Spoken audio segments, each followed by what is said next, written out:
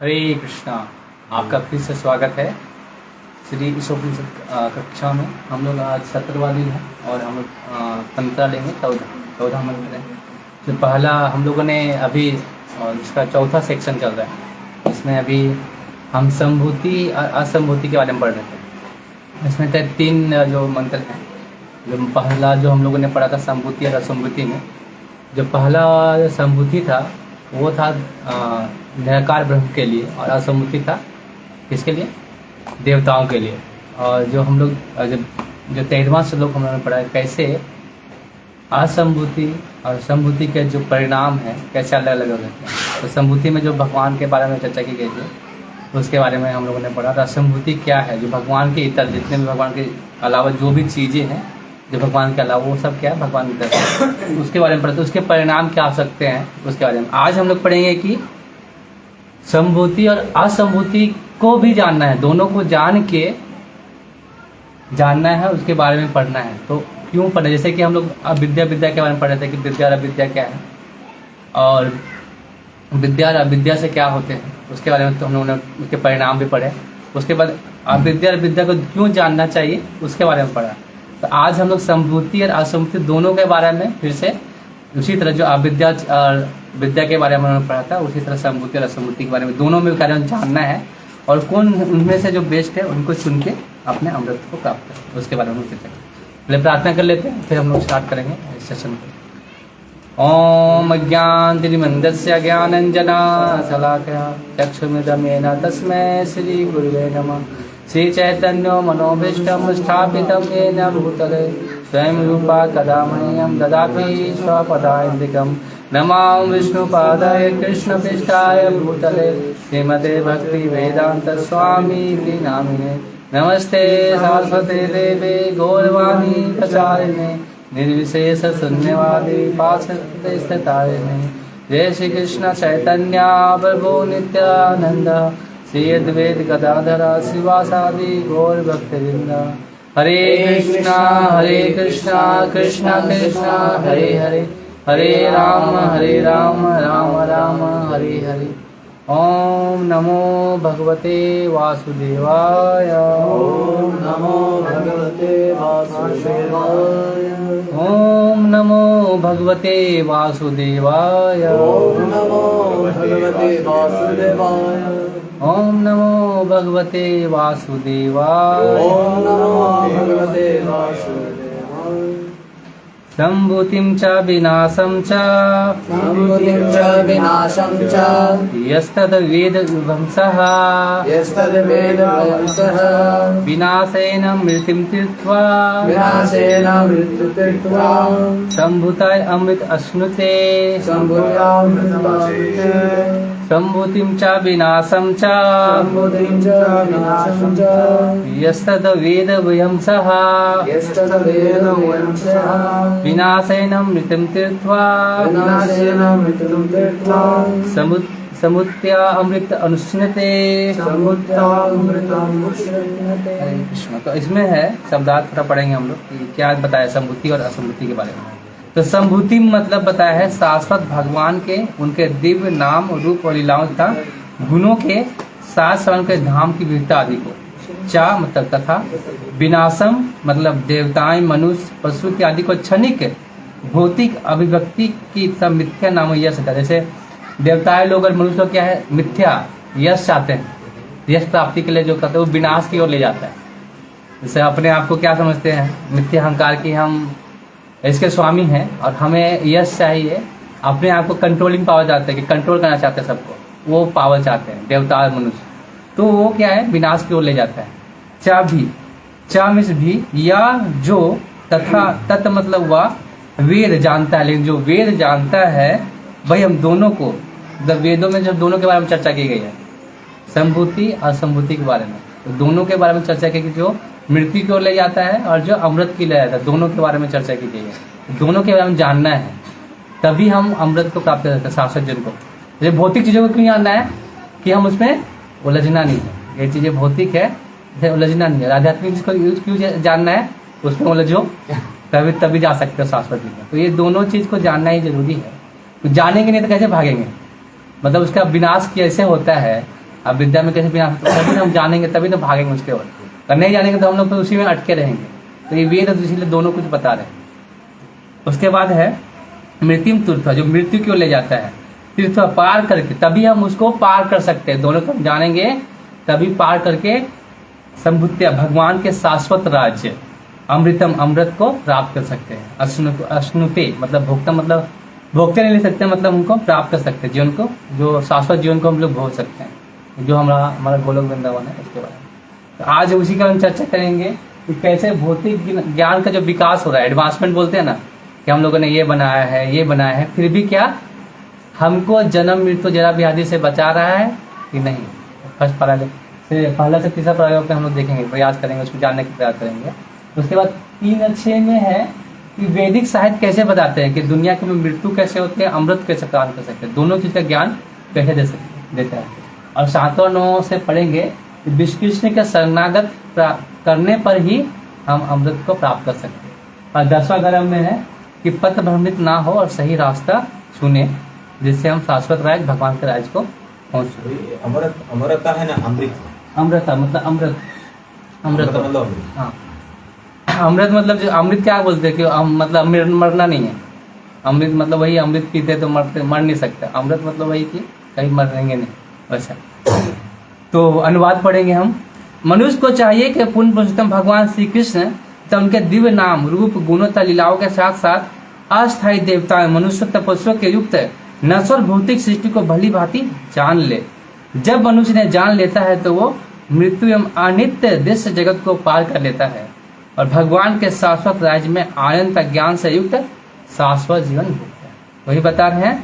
क्या जानना है, दोनों के बारे में जानना है कि मनुष्य के पुरुषोत्तम भगवान की लीलाएं, उनके गुण, जो विनाश, जो लीलाएं प्रकट करते हैं लीलाएं, तो उसके साथ साथ क्या जानना है, देवताओं के बारे में जानना है कि देवताओं को कैसे, देवताओं जीव मनुष्य कैसे उन लोग जो जीवन जीता भौतिक जीवन, तो उसके बारे में कैसे विनाश की ओर ले जाता है, उसके बारे में भी जानना है।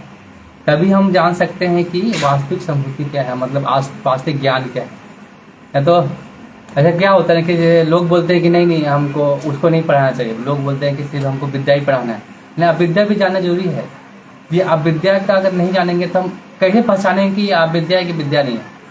ऐसे बहुत सारे स्टोरी ऐसे आते हैं कि लोग क्या करते हैं, और लोग अविद्या नहीं जानने की वजह से, जैसे क्या नाम था, अजामिल को जब वो 6 दृश्य दिखते हैं उधर जंगल में, संभव का दृश्य, उसको मन में कहते, उसको अविद्या पता नहीं था। इसकी वजह से क्या हुआ, उसके अंदर वो आया कि वो कैसे होता है। तो उसका अगर हम जान जाएंगे कि वो क्यों हो रहा है, ये मैथुन सुख या कुछ, तो उनको पता होना चाहिए अविद्या ये चीज़ है, क्योंकि क्यों करना है, वो सारी चीज़ें जानने चाहिए। तभी हम दोनों चीज़ जानेंगे, तभी हम पता कर सकते हैं कि कैसे हम उस जो शाश्वत जीवन, जो भगवान के पास जो जीवन है, कैसे हमको यश प्राप्त कर सकते हैं, करने का प्राप्त कर सकते हैं, वैसे के लिए हम जानना चाहिए तो ज्ञान का।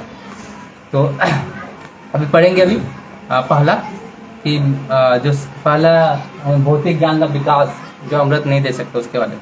तो पहला पैराग्राफ पढ़ें। ज्ञान की तथाकथित प्रगति के द्वारा मानव सभ्यता ने अनेक भौतिक वस्तुओं को जन्म दिया है, जिनमें अंतरिक्ष यान तथा परमाणु शक्ति भी सम्मिलित है। फिर भी वह जन्म, जरा, रोग तथा मृत्यु से मुक्ति दिलाने में विफल रही है। जब भी बुद्धिमान मनुष्य तथाकथित वैज्ञानिक के समक्ष इन कष्टों के प्रश्नों को उठाता है, तो वह अत्यंत चतुराई से उत्तर देता है कि भौतिक विज्ञान प्रगति कर रहा है और अंततः मनुष्य को मृत्यु रहित बनाकर और वृद्धावस्था से छुटकारा दिलाकर अमर बनाया जा सकेगा। ऐसे उत्तर भौतिक प्रकृति के विषय में वैज्ञानिकों के निपट अज्ञान को बताने वाले हैं। भौतिक प्रकृति के अंतर्गत प्रत्येक जीव कठोर भौतिक नियमों के अधीन है और उसे अस्तित्व की 6 अवस्थाओं में से गुजरना होता है। ये है जन्म, वृद्धि, पालन, उपोत्पादन, क्षय तथा अंततगत्या मृत्यु। प्रकृति के संपर्क में आने वाला कोई भी व्यक्ति इन 6 नियमों से परे नहीं रह सकता। अतएव चाहे देवता, मनुष्य, पशु या वृक्ष कोई भी हो, वह भौतिक जगत में सदा जीवित नहीं रह सकता। तो हम लोग क्या कर रहे हैं, मृत्यु के समस्या का हल ढूंढ रहे हैं। क्यों? भौतिक वैज्ञानिक से, मतलब अपने भौतिक ज्ञान से हम लोग चाहते हैं कि जन्म मृत्यु जरा व्याधि से हम लोग बच सके। लोग चाहते हैं ना कि लोग, अगर हम लोग पूछते हैं, वैज्ञानिक बोलते हैं कि हम मृत्यु से भी बचने का उपाय ढूंढ लेंगे, लेकिन कब ढूंढेंगे? अभी बोलेंगे अभी है, तो बोलेंगे अभी नहीं, करेंगे आगे आने वाले समय में करेंगे। लोग कितनों प्रयास करें, कभी वो सफल नहीं हो सकते, क्योंकि भौतिक ये जो समस्या है भौतिक है ही नहीं। भौतिक समस्या है, लेकिन ये इसका इलाज हम भौतिक से नहीं कर सकते, उसका इलाज आध्यात्मिक रूप से हो सकता है। वो कोई नहीं बताता। वो क्या करते हैं, प्रयास करते रहते हैं। क्या बना रहे हैं? रॉकेट बना रहे हैं। उस आगे जो दूसरे जगत में जाएंगे अंतरिक्ष में, और वहाँ पे ढूंढेंगे। लेकिन वहाँ भी क्या करेंगे? वही आहार भय निंद्रा भय मैथुन, मतलब आहार भय निंद्रा मैथुन करेंगे। वही इसी के लिए वो जगह ढूंढते रहते हैं, वो उसी का प्रयास करते हैं। तो लेकिन अगर हम लोग कितनों भी प्रयास, जैसे बोलता है कि मेडिकल साइंस ने बहुत सारा प्रगति कर लिया है, ये आने वाले समय में हम ऐसा होंगे कि आपको वो सारी चीज़ दे देंगे कि आपको जवानी का फीलिंग होगा। आप उस उम्र में, ऐसा उम्र के लिए हम आपको उम्र से भी बढ़ सकते हैं, मतलब मृत्यु के नज़दीक जाके मृत्यु से भी वापस आ सकते हैं। जैसे क्या कर रहा है, जैसे हमारा अगर जब ये रिंकल्स आते हैं ना, जब इसे गिर जाता है, तो क्या करते हैं, प्लास्टिक सर्जरी के क्या करते हैं, उसको उठा के रख करते हैं। अगर आँख से हम लोग नहीं दिखता तो क्या करते हैं, कॉन्टैक्ट लेंस लेके आए। और कान से नहीं सुनते तो कोई एक विधि लाता है कि अंदर में डालता है इयरिंग्स, यानी इयरिंग्स के लिए, सुनने के लिए। ये सब प्रयास करते रहते हैं। तो ये क्या कर रहे हैं, जैसे ये ऐसा हो गया, जैसे कोई गड्ढा, कोई अगर वो, जैसे हमारा रोड है ना इधर, गुरुकुल का जो रोड है, वो लोग क्या बार बार हम लोग क्या करते हैं, उसमें भरते रहते हैं, फिर भी वो फिर गड्ढा हो जाता है कुछ दिनों के बाद। तो क्या करते हैं, हम लोग छुपाने का प्रयास कर रहे हैं। जो भौतिक, जो हमको दुख हो रहा है ना, दुख, उसको हम लोग क्या कर रहे हैं, छुपाने का प्रयास कर रहे हैं। उस गड्ढे को भरने का प्रयास कर रहे हैं इस भौतिक एडवांसमेंट से। और हम लोग सोचते हैं कि हम लोगों ने बहुत प्रगति कर ली है, बहुत विकास कर लिया है, तो हम लोग उसको हम लोग खत्म नहीं कर रहे, दुख क्या कर रहे हैं, उसको छिपा रहे हैं। तो वही प्रयास कर रहे हैं कि हम जन्म मृत्यु से कैसे, वैसे ये नहीं कि ये प्रयास यहाँ अभी भी हो रहा है, पहले भी प्रयास कर चुके हैं लोग। हिरण्यकशिपु ने भी प्रयास किया था कि हम अमर हो पाए और भौतिक सुख को अधिक से भोग सके। त्रिशंकु भी का भी हम लोग ने सुना था कि जो चाहता था कि बिना हम पुण्य कमाए उस स्वर्ग लोक का सुख भोग सके। तो उस भोग के लिए वो क्या कर रहे हैं, प्रयास कर रहे हैं। तो वो जब नहीं ठहर पाए, उस भौतिक जन्म मृत्यु जरा व्याधि का हल नहीं ढूंढ पाए इस भौतिक ज्ञान से, तो जो ये छोटे हिरण्यकशिपु हैं या त्रिशंकु हैं, कैसे ढूंढ सकते हैं, कैसे प्रयास कर सकते हैं? तो वो कितनों प्रयास कर ले, इसका समाधान नहीं है। तो ये जो 6 चीजें हैं, जन्म जो वृद्धि करते हैं हम लोग, जो पालन होते हैं, जन्म तो जरा वजह जो वो तो समस्या है ही है, जो भौतिक 6 समस्याएं हैं, जो बहुत सारे जो हम लोग करते हैं। जन्म के बाद वृद्धि होती है हमारा, फिर पालन हुआ हम लोग करते हैं, जो पालन करते हैं, सब शरीर का पालन होता है। उसके बाद क्या होता है, उत्पादन, मतलब हम लोग फिर हमारे जैसे लोग प्रजनन करते हैं, तो होता है क्षय होता है, फिर अंत तक होता है मृत्यु होती है। ऐसे मतलब हमारा शरीर चलता है, ऐसा बता रहा है। जन्म मृत्यु जरा व्याधि तो है ही, लेकिन ये 6 चीजें जो लिविंग बीइंग में, मतलब जो जीव है, जो जीव के रूप में हम लोग जो करते हैं प्रजनन शक्ति जिसका, वो तो लोग कितनों प्रयास करें, उच्च लोक में भी जाएंगे तो आपको भौतिक सुख का अनुभव ज़्यादा होगा, लेकिन फिर भी ये जो समस्याएं हैं, कुछ समस्याएं आपके साथ हमेशा रहेंगी, क्योंकि वो समस्याएं हमेशा उस लोकों में भी बनी हुई है। आप कितना प्रयास कर लें, एक ही लोक है, इस लोक से आप जब बाहर ब्रह्मांड से ऊपर जा सकते हैं, तभी हम इस सारे जो दुखों से निकल सकते हैं। ये भौतिक समस्या को हम समाधान कर सकते हैं। नेक्स्ट पढ़ेंगे। जीवन की अवधि योनियों के अनुसार भिन्न भिन्न होती है। इस भौतिक ब्रह्मांड में जीवों में प्रधान ब्रह्मा जी लाखों वर्ष तक जीवित रहते हैं, जबकि एक सूक्ष्म कीटाणु केवल कुछ ही घंटे जिंदा रहता है। इस जगत में कोई शाश्वत नहीं है। इस जगत में वस्तुएं विशेष स्थितियों में उत्पन्न होती हैं या पैदा की जाती हैं। वे कुछ काल तक रहती हैं और यदि वे बनी रहती हैं तो बढ़ती हैं, उत्पत्ति करती है, क्रमश क्षीण होती है और अंत में लुप्त हो जाती है। इन नियमों के अनुसार विभिन्न ब्रह्मांडों के लाखों ब्रह्मा भी आज या कल मृत्यु को प्राप्त होंगे। इसलिए सारा भौतिक ब्रह्मांड मृत्यु लोक कहलाता है। तो योनियों के बारे में बता रहे, जीवन के अलग अलग योनियां हैं जो हम लोग 4 अलग योनि की बात करते हैं। तो जो निम्न योनियां है ना, उसमें जो हम लोग जो मैथुन सुख का बात करते हैं ना, मैथुन सुख से जो प्रजनन होते हैं तो उसके ज़्यादा प्रजनन होते हैं, जो उस पर स्थूल करते हैं, स्थूल रूप में उसको हम लोग करते हैं। तो स्थूल रूप में समझ रहे हैं कि शरीर फिजिकल से होता है स्थूल वाला। एक सूक्ष्म रूप से जैसे ही हम उच्च लोक की ओर बढ़ते जाते हैं तो जो हमारा ये मैथुन है वो ऊपर में अलग अलग है, उसमें हम लोग का सूक्ष्म रूप में आते जाते हैं। जैसे अगर हम लोग देखते हैं सुअर, अगर वैज्ञानिक अगर ऐसा कर सकते हैं, वैज्ञानिक बोलते हैं ना कि हम अपने जो विकास से, डेवलपमेंट से किसी का स्टैंडर्ड सुधार सकते हैं। तो मान लीजिए सुअर है, उसका साइंस का प्रिडिक्शन जो इंद्रिय सुख का है, तो क्या खाने में है? विष्ठा खाने में है। आप वैज्ञानिक इतने महान है तो बोलिए कि उसको विष्ठा खाने से सुधार, उसका स्टैंडर्ड ऑफ लिविंग सुधार दीजिए। अब बोलिए कि उसको दूसरा चीज खिला के दिखाइए, और बोलते हैं ना कि हम उसको स्टैंडर्ड ऑफ लिविंग सुधार, लेकिन उसको तो वही सुख में है ना, उसी में सुख मिलता है इंद्रिय सुख। उसको आप कितना प्रयास करके बोलेंगे कि हम उसका स्टैंडर्ड ऑफ लिविंग सुधार सकते हैं, तो हम लोग वही प्रयास कर रहे हैं। क्या हम लोग लग्जरियस सुख अपने आप को दे रहे हैं और उसको स्टैंडर्ड ऑफ लिविंग सुधार रहे हैं। वो कुछ नहीं कर रहे हैं, वो तो हमको सुख तो उसी में मिलेगा, फिर भी क्यों कर रहे हैं? अपने आप को मैथुन का क्या बोल रहे हैं? बस आप कहीं भी वो सुख सबको एक ही समान मिलता है। आप किसी योनि में जाएं, किसी भी नीचे वाले, तो सबको सुख एक समान के रूप में मिलता है। लेकिन आप कितना, जैसे कि आप जैसे सुअर बच्चे कितने पैदा करता है? कम से कम 6 से ज़्यादा होते हैं ना, दर्जन भी होते हैं सुअर एक बार में। 6-7 भी करते हैं ना, कुत्ता जैसे कुत्ता। तो उसके नीचे, उसको और नीचे भी जाएंगे, जैसे मच्छर वगैरह, तो कितने करते हैं एक साथ में? 1000-1200 ऐसा कुछ ऐसे आते हैं बैक्टीरिया। लेकिन उसके ऊपर जाएंगे, जैसे हम उसके बाद मनुष्य, कुत्ते का मनुष्य है, मनुष्य कितना, मान लो 1 या 2 ऐसा होता है। देवताओं का क्या होता है? उनका जो मैथुन सुख है उसका हमारे तरह स्थूल नहीं होता, सूक्ष्म होता है। जैसे कि हम लोग का फिजिकल होता है, लेकिन उसमें क्या होता है, उन लोग का ज़्यादातर क्या होता है, उन लोग ऐसे गाना गाते हैं, कुछ गाना गाते हैं, या कुछ रिडल्स खेलते हैं, पजल्स खेलते हैं। इस तरह उन लोग को आनंद प्राप्त होता है दोनों के बीच में, ऐसे खेल के रोमांस जो बोलते हैं उसको आनंद करते हैं। और उनका जब अंतिम समय आता है, देवताओं का जब मृत्यु का जब अंतिम समय आता है, तब वो जाके एक बच्चा मतलब प्रजनन करते हैं, तभी एक बच्चा हो, ऐसा देवता को अंतिम समय में ऐसा।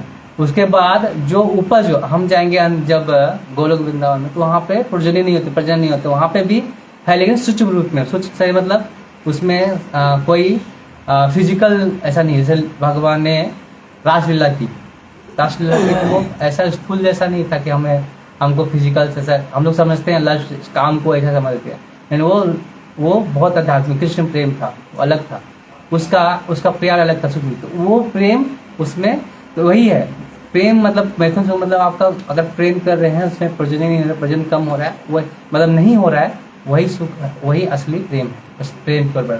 तो जो प्रेम है, असली प्रेम, वो हम गोलोक वृंदावन। ये जो प्रेम है योनियों का प्रेम, वो अलग अलग। जैसे हो गया चातक पक्षी है ना, चातक पक्षी के बारे में बताता है कि वो क्या है, सिर्फ स्वाति नक्षत्र में जो बारिश होता है ना, उसी को पानी पीता है, और किसी का पानी नहीं, किसी जगह का पानी नहीं पीता, जगह का पानी नहीं, उसी का पानी पीता है। जब बारिश होता है तो उसी में उठता है, उसी में पीता है, उसी को पीता है। तो उसी तरह जो शुद्ध भक्त होते हैं उनका कोई प्रभाव है, तो वो जो भगवान की भक्ति को ही मेन मानते हैं, उसको शाश्वत मानते हैं। तो ब्रह्मा जी भी अमर नहीं है। ब्रह्मा जी भी अमर है क्या? नहीं है, उनका भी 100 ईयर्स है। इन 100 ईयर्स हमारे ब्रह्मा जी का किस तरह से है, वो हम लोग एक बार देखेंगे। जैसे मैं कलयुग है, कलयुग में कितने साल का है? 4,32,000 ऐसा लिख देते हैं।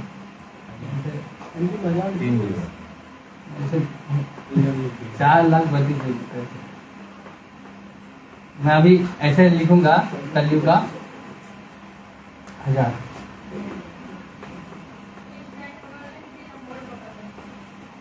इसका इसके बाद क्या है? कलयुग के पहले क्या आता है? द्वापर। और तो ये किसका इसका कितना होता है? दुगुना होता है ना। तो कलयुग मतलब क्या है ना, कलयुग उसका दुगुना ऐसे करके। अच्छा इसका इसके बाद त्रेता। त्रेता। त्रेता इसका कितना है? इसका 3 गुना होता है कलयुग का। ठीक है। और इसका इसके बाद क्या है? सतयुग। सत्य। इसका कितना है? 4। ये एक क्या हुआ, एक इसको मिला के बोलते हैं इसको दिव्य युग। दिव्य युग या महायुग। 4 मिलाकर एक दिव्य युग हुआ ये पूरा। इस तरह 1000 दिव्य युग होते हैं ब्रह्मा के एक दिन में। ब्रह्मा के एक दिन में इतने कितने होते हैं? 1000। लिख रहा है ब्रह्मा जी के एक दिन में कितने हुए? 1000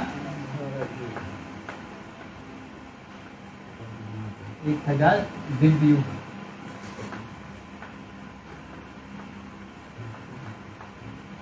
एक 1000 दिव्य युग। 4 से 7 8 9 10 मतलब 10K इंटू 1000 करेंगे। समझ गए? 10 ये जोड़ के बोले 1 ये इसको 1 कलयुग का हो गया 10 करके 1000 उनका है। इतना वर्ष। हाँ इतना अभी आगे भी और अभी कैलकुलेशन करेंगे। इसके बाद अभी ये एक दिन का है, अगर 100 वर्ष का निकालेंगे तो ज्यादा आएगा। 100 वर्ष में 3 ट्रिलियन लगभग आता है। 3 ट्रिलियन 11 बिलियन लगभग उनका वर्ष है। उसके बाद हम बता रहे हैं इसके आगे क्या है। 1000 दिव्य युग में 14 मनु आके जाते हैं। कितने? 14। एक दिन में एक दिन में। इसे मिटाता था यहाँ देखिए एक दिन में ये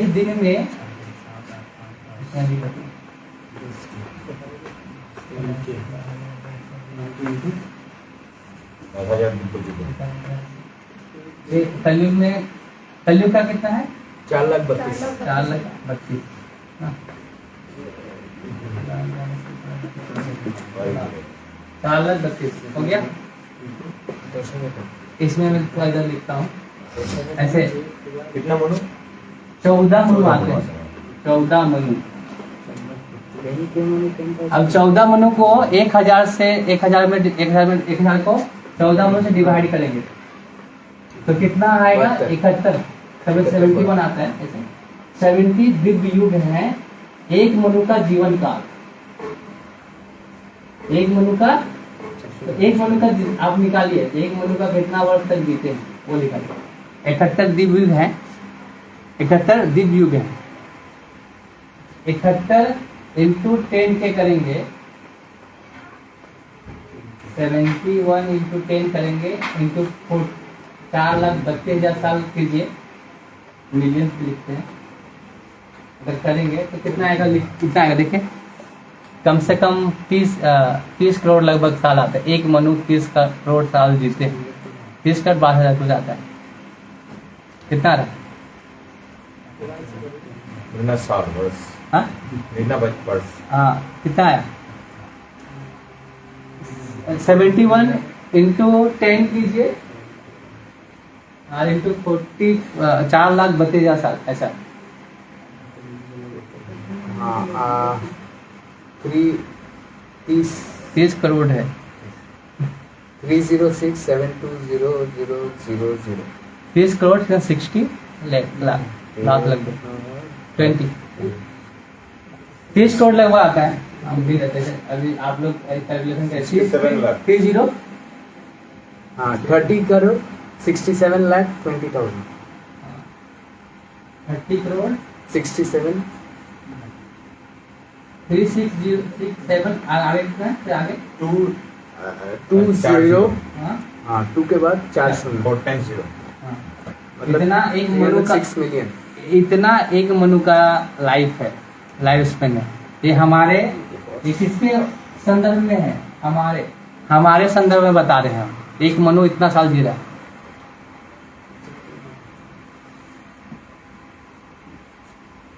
इस तरह 14 मनु आते हैं। हाँ, ऐसे 14 मनु आते हैं। तो अभी हम देखेंगे कि अभी कौन सा मनु चल रहा है और कौन सा मनुवंतर चल रहा है। ऐसे समझो 14 मनुवंतर बोलते हैं इसको, मनुवंतर बोलते हैं इसको, मनुवंतर, है ना। तो अभी 14 मनुवंतर में 7वां मनुवंतर चल रहा है, व्यवस्थित मनु हो। 7th मनु चल रहा है। हाँ, 7 चल रहा है। अब इसमें ब्रह्मा जी का अभी कितना साल है पता है? कौन बताया? हाँ? 51वां साल है। 51 साल हो गया उनका। 51 वर्ष हुआ है, 1 मंथ हुआ है, पहला दिन है, एक पहला दिन मतलब उसका 1 महीने 1 दिन पहला हो गया, पहला डे है, 51 साल, पहला मंथ, उसका पहला दिन। तो पहला दिन में कौन सा है? पहला दिन में चल रहा है, अच्छा, दिन चल रहा है। 51 साल चल रहा है। हाँ, 28वां अभी 49 दिव्युग है। 28वां कौन सा है? दिव्युग। 71 होता है ना, उसमें से 28वां दिव्य युग है। 28वां दिव्य। जन्मदिन पूछो। ब्रह्मा जी का बर्थडे। जन्मदिन बताएंगे अभी आप 51 साल से पीछे जाइए। पीछे जाना पड़ेगा। हर साल होता है ना बर्थडे। हाँ, होता है। आप नहीं रहेंगे और कोई करेगा। अभी रहेंगे लेकिन उनका बर्थडे मनाने के लिए हम नहीं रह पाएंगे। हमें पता है। उन्हीं के एक दिन में हम लोग कितना बार जन्म ले चुके होंगे। एक दिन में समझो 71 दिव्य युग जा रहा है और हम लोग कलयुग में हैं। कलयुग 4,32,000 साल है, इसमें से 5,000 साल ही बीता है। ऐसा बोला जाता है कि ब्रह्मा जी के यही 7वें मन्वंतर के 28वें दिव्य युग में हर बार भगवान आते हैं। बस 28वें दिव्य युग में ही आते हैं और कभी भी नहीं भगवान आते। भगवान आते हैं लेकिन दूसरे आते हैं। जैसे हम लोग प्रभुपाद बोलते थे कि कृष्ण 5,000 साल पहले ही आए हैं, मतलब जस्ट हम लोग मिस कर दिए भगवान को। 5,000 पहले जन्म लिया होता तो भगवान को भी देख लेते। और ये 500 साल पहले जो चैतन्य महाप्रभु खुद भगवान आते हैं लेकिन हर युग में भगवान नहीं आते हैं। गौर नारायण आते हैं, नारायण आते हैं। और चैतन्य महाप्रभु भी वही नारायण बने, गौर नारायण बोलते हैं उनको। और वो गोलोक वृंदावन का बात नहीं बताते, वो वैकुंठ का बात बताए। वैकुंठ जा सकते हैं आप गोलोक वृंदावन नहीं जा सकते, वही नाम लेके। ये कलयुग का स्पेशल है जिसमें भगवान खुद आते हैं। इसलिए 28वां चतुर्युग तो देखो हम लोगों ने कुछ नहीं किया लेकिन हम लोगों को ऐसा मौका मिला, सौभाग्य है, प्राप्त हुआ है कि 28वां चतुर्युग में पैदा हुए हैं और भगवान की प्राप्ति कर सकते हैं। और भगवान खुद आ रहे हैं, मतलब भगवान वो सब भगवान के ही विस्तार है लेकिन भगवान स्वयं गोलोक वृंदावन से आते हैं इस चतुर्युग में। हर 28वां चतुर्युग जो होगा व्यवस्थित मनु का, उसमें हर बार वो आएंगे मनु। उससे पहले कौन थे? स्वयं मनु। तो ऐसे करके बहुत सारे इसके बारे में बहुत सारे लिखा हुआ है इसमें, भागवतम में बड़ा अच्छा से डिटेल में दिया हुआ है। कुछ मनु है कहाँ से, जो कॉस्मोलॉजी जो सेशन है ना क्रिएशन, उसमें बहुत सारा डिटेल दिया हुआ है। अभी ब्रह्मा जी का उम्र निकाला जाए क्या? ब्रह्मा जी का उम्र निकाला जाए कि ऐसा रहना चाहिए? मैं बता देता हूँ ऐसे कैलकुलेशन करके। जितना ट्रिलियन होता है इनका हमारे सापेक्ष लेंगे तो 3 ट्रिलियन ईयर्स। उसमें हम लोग कितना बार जन्म लेंगे? अनगिनत बार जन्म ले चुका। ऐसे एक जोक है, जैसे एक व्यक्ति जाता है ब्रह्मा जी के पास, बोलता है कि आपके जो खजाने से जो आपका जो उम्र जो होता है कि आपका 1 सेकंड का तो 1 लाख कम से कम होगा, ऐसा मतलब वर्ष होगा। तो और आपका जो 1 रुपया लेंगे तो 1 लाख होगा। तो बोलते हैं कि मेरे को $1 रुपया दीजिए। तो बोलते हैं ब्रह्मा जी बोलते हैं वेट ए सेकेंड, 1 सेकेंड इंतजार करो। तो 1 सेकेंड इंतजार करेगा तो उसका 1 लाख साल बीत जाएगा, तो जिंदा ही नहीं रहेगा। तो हम लोग क्या है उसी तरह जीते हैं। अगर चींटी भी, जो चींटी है ना उसको भी 100 साल लगभग है। अगर वो एक मच्छर पैदा होता है, मान लो कोई जीवाणु, एक सुबह पैदा, कीट पतंग देखे ना जो बरसात में पैदा होता है, सुबह में शाम में मर जाता है, उसी तरह हमारा लाइफ भी वैसे उस तरह बैक्टीरिया से भी कम है। वो ब्रह्मा जी के सापेक्ष में देखेंगे तो हमारा उम्र कुछ नहीं। तो हर एक युग कल्प में, एक दिन का बोलते हैं कल्प बोलते हैं, जब भगवान जो जब ब्रह्मा जी का एक दिन पूरा होता है तो कल्प संध्या आती है। तो संध्या में छोटा प्रलय होता है, छोटा मोटा प्रलय होता है। उस समय जो नीचे का, पृथ्वी से नीचे जितने ग्रह हैं डूब जाते हैं, जल प्रलय होता है या अग्नि प्रलय होता है, ये छोटा मोटा प्रलय है। लेकिन जब ब्रह्मा जी जब 100 साल पूरा करते हैं तो महाविष्णु अपने आप सब सारे ब्रह्मांड को अपने आप खींच देते हैं। तो ब्रह्मा जी का एक ही नहीं, हर बहुत सारे ब्रह्मा हैं। हमारे चतुर्लोकी ब्रह्मा है, चतुर्मुख वाले, और लोगों के 5 भी हैं, 6 भी, 8 भी, ऐसे मुख के भी ब्रह्मा। जब ब्रह्म विमोहन लीला हुआ था तो जब सारे ब्रह्मा को बुलाते हैं ना भगवान, तो देखते हैं कि अलग अलग ब्रह्मा है, अलग अलग मुख है, बड़े बड़े मुख हैं, अलग अलग बड़े बड़े और भी मुख हैं, ऐसे ब्रह्मा जी हैं। तो हमारे ब्रह्मा चतुर्मुख, मतलब सबसे कम, मतलब लोअर वाले हमारे ब्रह्मा जी ऐसे होते हैं। तो ऐसे भगवान, मतलब बताइए कि हम लोग ऐसे समझते हैं कि हम लोग कितने, एक लोमस ऋषि के बारे में रोमस ऋषि के बारे में जाने होंगे सब ना, लोमस ऋषि, उनका शरीर में बहुत सारे बाल हैं। बोलते हैं कि उनके एक उनके शिष्य बोलते हैं कि आपके लिए एक झोपड़ी बना देते हैं। तो बोलते हैं नहीं, उनका एक बाल गिरता है ना, एक बाल, तो ब्रह्मा जी का एक दिन खत्म होता है, सिर्फ एक बाल गिरने से, उतना उनका उम्र है। जब पूरा बाल झड़ जाएगा तब उनकी मृत्यु होगी। तब भी वो क्या बोल रहे पता है कि मेरे को झोपड़ी बनाने का टाइम नहीं है, मेरे को भगवान भक्ति करना है, इतना टाइम नहीं है। और हम लोग क्या सोचते हैं, हम लोग को 70-80 साल उम्र है और हम लोग क्या सोचते हैं बहुत टाइम है हमारे, यार भक्ति करेंगे ना, अभी कहाँ टाइम हुआ है। और वो जो उनके पास ब्रह्मा का एक दिन एक कल्प है, ब्रह्मा जी का एक दिन एक बाल टूटेगा तब भी उनका उम्र खत्म नहीं होने वाला, फिर भी वो बोल रहे क्या कि हमारे पास समय नहीं है, भगवान की भक्ति करने के लिए समय नहीं मिलता। शिव जी के बारे में भी कुछ ऐसा बताया गया है? शिव जी तो उनके तत्व है, शिव तत्व है भगवान के, शिव तत्व है, वो भगवान के ही तत्व है, भगवान के ही विस्तार है, भौतिक जगत के इसी का। वो एक ही है। 11 ट्रिलियन होगा शायद। हाँ 11 311 ट्रिलियन। 311 ट्रिलियन ना, हाँ 311 है। हाँ हाँ हाँ।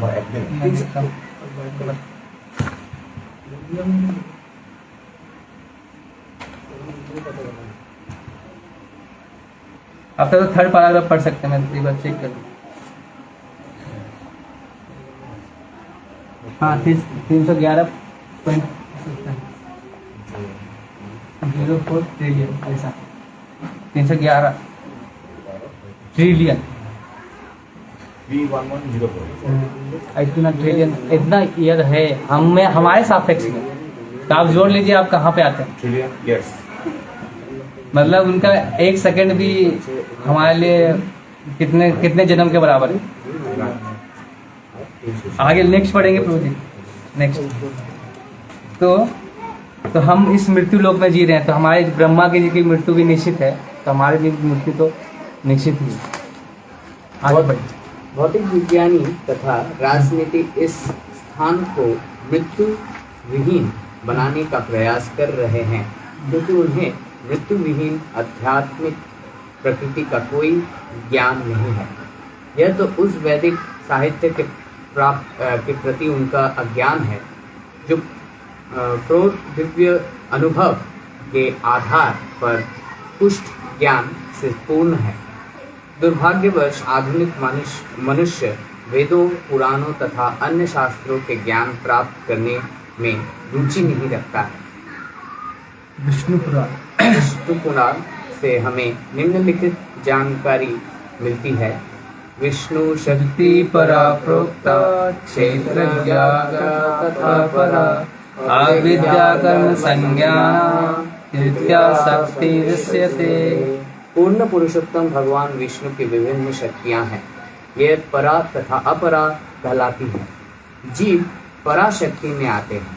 भौतिक शक्ति जिसमें हम अधुना फंसे हुए हैं वह अपरा शक्ति है। इसी शक्ति से भौतिक सृष्टि संभव होती है। यह शक्ति जीव को अविद्या से आच्छादित कर लेती है और उन्हें सकाम कर्म करने के लिए प्रेरित करती है। फिर भी भगवान की पराशक्ति का एक और भाग है जो इस भौतिक अपराशक्ति तथा जीवों से भिन्न है। इस पराशक्ति से भगवान का शाश्वत या अमर निवास बना है। इसकी पुष्टि भगवत गीता इसमें आगे हम लोग करते हैं। एक ऐसे कोई एडवर्टाइजमेंट नहीं आता, क्या स्वाद है जिंदगी, ऐसे कोई किसका है, कैडबरी डेयरी मिल्क बोलते हैं ना, शायद उसी का है। तो क्या स्वाद है जिंदगी, एक स्लोगन बोलते हैं ना कि हम लोग इसी जिंदगी को लोग बताते हैं कि बहुत स्वाद है इसी ज़िंदगी में, इसी को इतना मतलब क्या बोलते हैं, आकर्षित रूप में दिखाते हैं, प्रेजेंट करते हैं कि हमको उसी में फंसे रहना है। तो जो राजनेता हैं, जो लोग पॉलिटिक्स में हैं, जो धार्मिक धर्म जैसा है, क्या कर रहे हैं, उन लोग को इतना स्लोगन को इतना मशहूर कर लिया है कि जिंदगी इसी को, भौतिक ज्ञान को ही बहुत ज़्यादा विकास करके, मतलब उनको आकर्षित करके दिखाते हैं। और आध्यात्मिक ज्ञान से जो सही तरीका है कि हम जन्म मृत्यु जरा जब बच सकते हैं, उसको नहीं बताते हैं। क्या बता रहे हैं, इसी जिंदगी में कैसे सुख प्राप्त करें, इसी जिंदगी में कैसे कर सकते हैं, उसको बोलते हैं गृहवेता, मतलब मरूंगा जीऊंगा लेकिन भौतिक भोग ही नहीं छोड़ूंगा। लोग होते हैं ना कि भौतिक भोग नहीं छोड़ूंगा, मतलब कितनों मरूंगा जीऊंगा लेकिन इसको नहीं छोड़ना है। जैसे आज के कोई हम जो माँ बाप हैं वही लोग भी, जैसे बच्चे कोई करते हैं, बच्चे अगर बच्चे लोग को उन लोग को नहीं सिखाते ही नहीं कि भौतिक जीवन ऐसा, आध्यात्मिक जीवन के बारे में, क्योंकि उसके माँ बाप को ही पता नहीं है तो बच्चे को नहीं बताते। तो ब्रह्मचारी का बहुत कुछ होता है कि ऐसे बोलते हैं ना कि मेरा बेटा जुआ खेले, चाहे नशा पान करे, चाहे कुछ करे, वह विचार करे, लेकिन ब्रह्मचारी नहीं बनना चाहिए। ये सब ब्रह्मचारी लोग के साथ बहुत होता है कि मेरा बेटा कुछ करे, इससे निकलना नहीं है। जब तक आप ब्रह्मचारी में, तब तक कुछ नहीं, ऐसा नहीं बोलते। लेकिन जब भी हम कुछ बनना चाहते हैं, धर्म का कार्य करना चाहते हैं, वो नहीं, तुम यही करो, जुआ खेलो लेकिन नशा बनो, लेकिन वो धर्म का कार्य नहीं करना, प्रचार नहीं करना, धर्म प्रचार नहीं करना, क्योंकि वो शिक्षा नहीं दे रहे हैं, हम लोग उसके कल्चर ही नहीं है। भौतिक ज्ञान को, भौतिक सुख को सबसे बड़ा सुख मानते हैं। सबसे ज़्यादा ब्रह्मचारी लोग यही दिक्कत होता है। सब घर वाले बोलते हैं कि जब ब्रह्मचारी बनता है, अरे तुमको जानने की जरूरत नहीं है, तुमको जो करना है करो, लेकिन तुमको जो चाहिए तुम बोलो, क्या चाहिए तुमको, मैं उस देने को तैयार हूँ। जिस समय आपको चाहिए होता है उसमें नहीं मिलेगा, लेकिन माया जिस समय आप जब भगवान के शरण में जाना चाहेंगे तो मैं आपको देगा।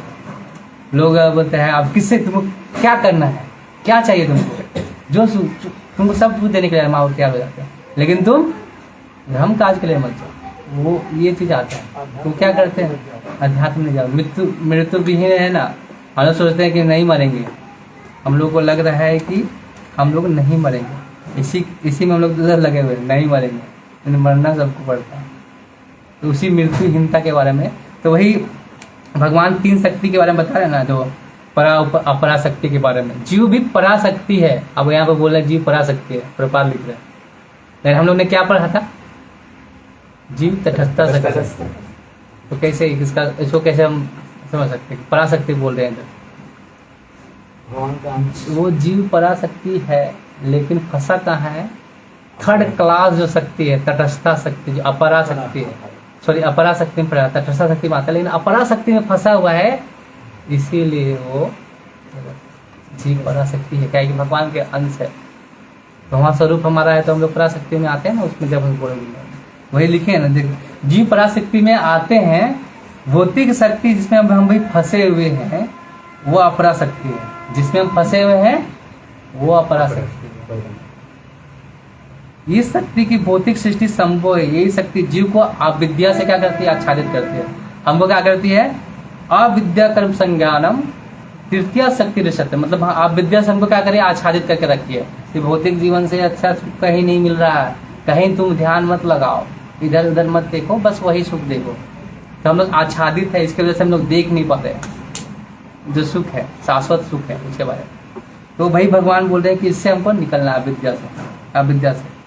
तो इसकी पुष्टि करते हैं कि कैसे हर लोक में, जब हर लोग जो लोक हैं, जैसे अलगचंद्र लोक, सूर्य लोक सब हैं, उस लोक में कैसे लोग जाते हैं, और लोगों की जो आयु रहती है, एज रहता है, वो कैसे रहता है, उनको भी क्या एक समय के बाद क्या होता है, मृत्यु प्राप्ति होती है, जन्म मृत्यु जरा व्याधि सब में होता है। तो 8वें अध्याय के 20वें श्लोक में भगवद गीता में बता दे, क्या बता दे, पढ़िए 8वां अध्याय के 20वें श्लोक पढ़िए।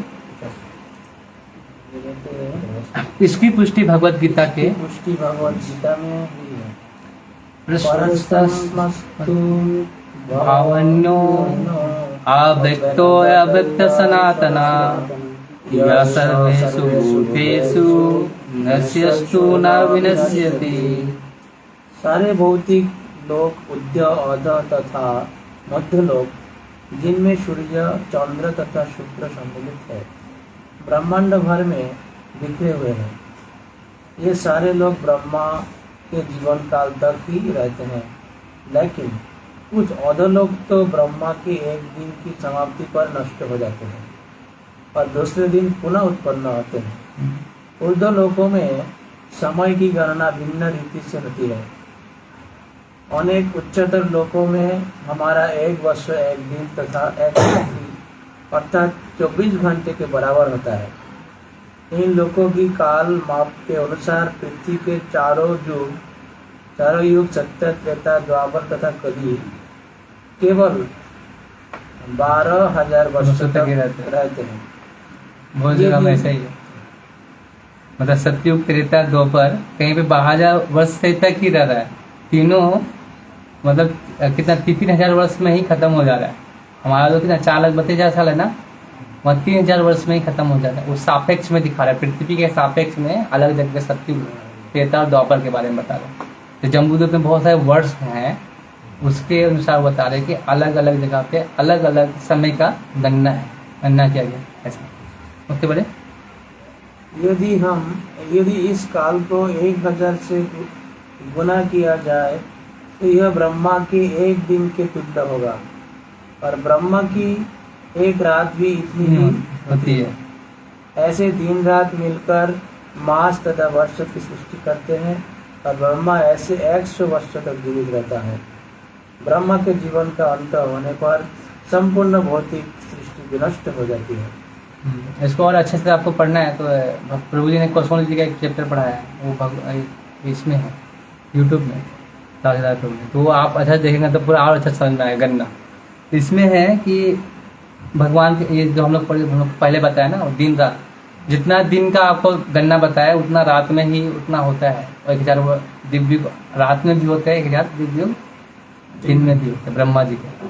तो ब्रह्मा जी जब संध्या होता है ना, उस समय थोड़ा प्रलय होता है, थोड़ा जब मनवंतर आता है भी थोड़ा प्रलय होता है। तो उस प्रलय में जो नीचे के जो जितने लोग हैं पृथ्वी से, वो थोड़ा देर के लिए क्या होते हैं, थोड़ा देर के लिए वो क्या होते हैं, विनष्ट हो जाते हैं। फिर जब वो जब रात स्टार्ट होती है, फिर से वो एक संरचना के रूप में स्टार्ट होता है। तो हमेशा क्या है, ऐसे चलते रह रहा है। हमको लग रहा है कि हमारा उम्र बहुत ज़्यादा है, लेकिन हम जब तुलना करेंगे देवताओं का उम्र, तो हमारा 1 वर्ष उनका 1 दिन, ऐसे 6 महीना शायद 1 दिन होता है। अब 6 महीना से रात 1 दिन 1 रात होता है, 1 दिन ऐसा होता है। हमारा 1 वर्ष बीतने पर उनका 1 दिन 1 रात बीतता है ऐसा। इसलिए जैसे हम पितृलोक में होता है ना, पितृलोक में 6 महीना में एक बार हम लोग पितृ के समय में हम लोग डालते हैं, तो उसको मिल जाता है उनको 1 दिन का, ऐसा 1 दिन का खाना ऐसा। हाँ, तो 1 दिन का खाना जो होता है उनको मिल जाता है। तो 6 महीना हमारा 1 दिन, 6 महीना हमारा हुआ ना, तो उसका आधा दिन का ऐसा हुआ, 12 घंटे का दिन, अब रात। तो हमारे 1 वर्ष में पूरा 1 दिन रात उनका एक देवताओं का होता है ऐसा हुआ, 12 घंटा ऐसा। 24 घंटा के लिए हम 1 वर्ष जो होता है उनका पूरा 1 दिन और रात होता है हमारा 1 वर्ष। आगे बढ़ेंगे। ये वे जीव जो सूर्य तथा चंद्रमा जैसे उच्च लोकों में वास करते हैं, तथा वे जो मृत्यु लोक में जिसमें यह पृथ्वी तथा नीचे के अनेक लोक सम्मिलित है वास करते हैं, सभी ब्रह्मा की रात्रि के समय प्रलय के सागर में डूब जाते हैं। इस काल में कोई भी जीव या योनि जीवित नहीं रहती, यद्यपि आध्यात्मिक दृष्टि से ये बने रहते हैं। यह अप्रकट अवस्था अव्यक्त कहलाती है। पुनः जब ब्रह्मा की आयु के अंत में सारा ब्रह्मांड नष्ट होता है, तो एक अन्य अव्यक्त अवस्था आती है। तो इन 2 अव्यक्त अवस्थाओं से परे एक और अव्यक्त अवस्था है, आध्यात्मिक आकाश या प्रकृति। इस आकाश में अनेक आध्यात्मिक लोग हैं और वे शाश्वत हैं, जबकि इस भौतिक ब्रह्मांड के सारे लोग ब्रह्मा के जीवन की समाप्ति पर नष्ट हो जाते हैं। सारे ब्रह्माओं के अधिकार में अनेक भौतिक ब्रह्मांड हैं। प्रत्येक ब्रह्मा के क्षेत्राधिकार में एक और विभिन्न ब्रह्मांडों के अधीन जितना दृश्य जगत है वह परमेश्वर की मात्र 1/4 शक्ति का प्रदर्शन है, एक पाद विभूति। यह अपरा शक्ति है। आध्यात्मिक प्रकृति ब्रह्मा के अधिकार क्षेत्र के बाहर है, जो त्रिपाद विभूति भगवान की शक्ति का 3/4 भाग कहलाती है। यह परा प्रकृति है। ये जिसे भी बता रहे हैं कि अव्यक्त मतलब अव्यक्त और व्यक्त के बारे में बता रहे हैं। जो कुछ समय के लिए जब कुछ छोटा छोटा पढ़ आता है, सोचो पढ़ ले आता है, जो जब मनवंतर चेंज होता है या जब संध्या आती है, रात होती है, तो उस समय छोटे छोटे पढ़ आते हैं। लेकिन एक और अवस्था होती है जो ये जगत है, जो भौतिक जगत है, वो पूरा जैसे होता है ना कि ये पूरा झारखंड है, इसमें एक जेल है, तो जेल का जो पार्ट है 1/4 भाग, मतलब उतना छोटा जेल है, उसके बाद ये सारा जगत भी है ना, तो आध्यात्मिक जगत है, उसका 1/4 भाग क्या है, ये ब्रह्मांड जो भौतिक जगत है, उसमें अनेकों ब्रह्मांड है, वो है। तो उसमें अनेकों ब्रह्मा जी हैं जो क्या कर रहे हैं, अलग अलग ब्रह्मांड में अलग ब्रह्मांड में प्रवेश करके उसकी सृष्टि करते हैं, उसकी रचना करते हैं, उसका भाव उठाते हैं। अलग अलग ब्रह्मा है। तो एक मतलब होता है कि जैसे एक बार तो पढ़ ले आता है तो अव्यक्त कुछ क्षेत्र कुछ पार्ट अव्यक्त होता है फिर कुछ समय के लिए। लेकिन जब ब्रह्मा जी का 100 साल पूरा जाता है तो अगर ब्रह्मा जी शुद्ध भक्त होते हैं तो आध्यात्मिक वापस आ जाते हैं, अगर नहीं होते हैं तो फिर वो भगवान महाविष्णु अपने सांस के अंदर लेते हैं अंदर में, तो अव्यक्त अवस्था में रहते हैं उनके शरीर के अंदर। फिर जब वो सांस छोड़ते हैं तो उनके कर्मों के अनुसार फिर उनको शरीर प्राप्त होता है। तो ऐसा चलते रहता है। आइए महाविष्णु का एक सांस लेने छोड़ने पर है। अब रिलेटिविटी का सिद्धांत समझेंगे कि यार सांस लेने में कितना टाइम लग रहा है, हम लोग को प्रतीत हो रहा है ना, ये कितना टाइम लग रहा है, 3 ट्रिलियन वर्ष लग रहा है। महाविष्णु के लिए वो सांस छोड़ कर रहे हैं, वो कुछ ही क्षणों के लिए हो रहा है, लेकिन हम लोग को लग रहा है ज़्यादा टाइम लग रहा है। तो एक सांस के बराबर मतलब कितने ब्रह्मांड उनके, मतलब ब्रह्मा जी का एक सांस, मतलब महाविष्णु के सामने ब्रह्मा जी का आयु कितना है, एक श्वास अंदर करेंगे तो पूरा सारा ब्रह्मांड जो है, जितने रोम है ना, जब सोते हैं तो रोमों से निकलता है, बहुत सारे ब्रह्मांड निकलते हैं उनके रोम में। हम सोते तो क्या क्या निकलता है, रात में पसीना निकलता है रोम से, लेकिन ब्रह्मा जब रोज सोते हैं तो क्या ब्रह्मांड निकलता है, ब्रह्मांड। तो वो ब्रह्मांड में हम लोग जो जिससे जैसे हम लोग कर्म करते हैं उससे अव्यक्त रहते हैं, जब फिर वापस ब्रह्मांड बनाते हैं, सृष्टि होती है, तो उसमें हम लोग व्यक्त रूप में हमें कर्म के अनुसार हमको डाला जाता है इस योनि में। हो सकता है हम भी कोई ब्रह्मा जी बन के आए हैं, वहाँ से पहुँच नहीं पाए, फिर से तो फिर वापस आना पड़ेगा। तो जी इस ब्रह्मांड में या इस जब जगत में काल का क्या प्रभाव है? काल का ही प्रभाव है ना। आप जैसे जैसे एक काकभूषणी का कहानी सुने आपने? हाँ, काकभूषणी का वो रामायण के टाइम पे जब सीता तो नहीं, वो नहीं है, एक और स्टोरी है अलग है। वो उसमें जब काक रहता है, वो उधर आता है, जब खेल रहे होते राम, तो वो एक सांस लेते हैं तो उसके अंदर चले जाते हैं, काकभूषणी उसके अंदर चले जाता है, पर महाराम के जी के अंदर चला जाता है, और उसमें जाके वो ब्रह्मा बन जाता है, फिर जीव बनता है, फिर बहुत सारा साल काट के आता है, परिवार होता है, सब कुछ काट के जब सांस छोड़ते हैं आगे देखते हैं वो वहीं पे वही पल बीता नहीं है, मतलब उसके अंदर जाता है, बहुत सारा जीवन जी जाता है, 100 साल 1000 साल भी जी के आता है, ब्रह्मा जी बन के भी जब फिर सांस छोड़ते हैं ना तो सामने देखता है कि राम जी वहीं खड़े हैं, कोई भी कुछ चेंज नहीं हुआ। हाँ, कुछ चेंज नहीं हुआ। ये सिद्धांत है, मतलब जो जगत है शाश्वत है, जो जगत है उसमें टाइम का कोई प्रभाव नहीं होता। जैसे जो कृष्ण का जो उम्र है उनका वो उम्र ही है, सेम ही है, वो अनंत साल से वही उम्र है। आपका भी वह स्वरूप है, जो साल से वही उम्र है, ना बढ़ता है ना घटता है, वही उम्र आपका शाश्वत है। तो वो वहाँ पे रिलेटिव, यहाँ पे काल का प्रभाव के कारण हमको लगता है, तभी ना हम, काल का प्रभाव नहीं होता तो हमको कुछ प्रभाव नहीं पड़ता। काल का प्रभाव, जैसे आप एक उदाहरण देता हूँ मैं, जैसे आप कोई इंटरेस्टिंग चीज़ कर रहे होते हैं जिसको आपको बहुत ज़्यादा पसंद है, कोई सब्जेक्ट बहुत ज़्यादा पसंद है, तो पढ़ते हैं तो क्या होता है, समय नहीं पता चलता है, चलता है क्या कितना समय हुआ। और अब जब जिस चीज़ को नहीं आपको पढ़ना रहता है, उसको अच्छा नहीं लगता, क्या नींद आ रहा है, मतलब समय बीत क्यों नहीं रहा है, मतलब वो घड़ी के काटा 5 मिनट, उसको वो जा ही नहीं रहा है, वही काल का प्रवाह है। इसीलिए भक्ति में हम इंगेजमेंट इसीलिए बोलते हैं ना, इंगेज रहो, क्योंकि काल का प्रभाव अगर हम लोग पढ़ते रहेंगे तो वही चल क्या करता है, हमको बोर करता है कि हम लोग बोल रहे हैं। इंगेजमेंट इसलिए जरूरी होता है, काल का प्रभाव नहीं जल्दी। जैसे हम लोग क्यों हर बार त्यौहार वगैरह सुबह में उठो, माला करो, जब करो, पूरा दिन बिजी रहते हैं कि काल का प्रभाव ना पड़े।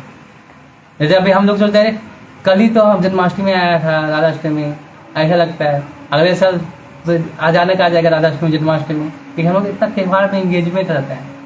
तो इंगेज भगवान का भक्ति रोज रोज करते करते हम लोग पूछे में गए, तो वही काल का प्रभाव नहीं पड़ता। इसलिए हमें चाहिए काल का प्रभाव नहीं पड़ता। काल सबके लिए कर रहा है, हमको काल का प्रभाव इसलिए पड़ता है कि हम लोग उसमें इंगेजमेंट नहीं है, आध्यात्मिक जगत में इसे इंगेज रहते हुए शाश्वत रूप में। इसीलिए हम लोग अगर आगे जैसे ऊपर जाते जाएंगे ना, काल का जो है इधर से, जैसे बहुत है मुक्चुद महाराज जब जाते हैं स्वर्ग लोग युद्ध लड़ने के लिए, जब वापस आते हैं तो युग मुक्चुद महाराज मुचकुंद महाराज जाते हैं, फिर आते हैं वापस तो देखते हैं कि युग बीत चुका है, तो बोलते हैं हमको ऐसा वरदान दो कि हम सोए रहे, तो फिर सोए जाते हैं द्वापर युग तक, फिर द्वापर युग में भगवान मिलते हैं। ऐसा ही युगों को तक जीता है, तो स्टोरी यही सापेक्ष अलग होता है। नेक्स्ट पढ़ेंगे, कौन सा है? वर्तमान ब्रह्मा कौन है? वर्तमान ब्रह्मा मेरे को देखना पड़ेगा, एक नाम है, मेरे को याद नहीं आ रहा। इंद्र का पता है, कोई क्या नाम था, मेरा इंद्र का भी नाम बोल गया। अगले इंद्र जो पता है मेरे को, बलि महाराज जो है। ब्रह्मा जी शायद ये जो हनुमान है शायद होने वाले हैं, वो बनने वाले। अच्छा, जो अनंत है इसका एक चौथाई कैसे हो सकता है? क्या बोलते थे? अनंत का एक चौथाई कैसे निर्णय करते हैं? अनंत मतलब अनंत जगत है। आध्यात्मिक जो तो अनंत है, हाँ। तो एक चौथाई होती है, हाँ कैसे? देखिए, प्रपात ने इसलिए लिखा एक चौथाई, बहुत बड़ा भाग है, ये कुछ नहीं है भौतिक जगह। हमको समझाने के लिए वो एक चौथाई लिखते हैं। ऐसा बोलते हैं कि बहुत सारे लिखते हैं, मैंने से बहुत सारे लोग महाराज ने बताया कि ये जो आध्यात्मिक जगत है बहुत विस्तारित है, ये भौतिक जगत बहुत कम है, बहुत मतलब आस्तिकों का, भक्तों का संख्या ज़्यादा है नास्तिकों से। लेकिन क्या है, हमको अगर ऐसे बताएंगे अनंत है, अरे ऐसे कम है, ऐसे बताएंगे तो हमको समझ में नहीं आएगा, छोटा है। इसलिए एक चौथाई ये 4 गुना करके एक चौथाई बताया जाता है, ऐसा बता किया जाता है भौतिक जगत को रिलेटिव हमको समझाने के लिए। तो बात तो एक पाद नहीं है, वो बहुत ज़्यादा है, हमको समझाने के लिए लिखा जाता है।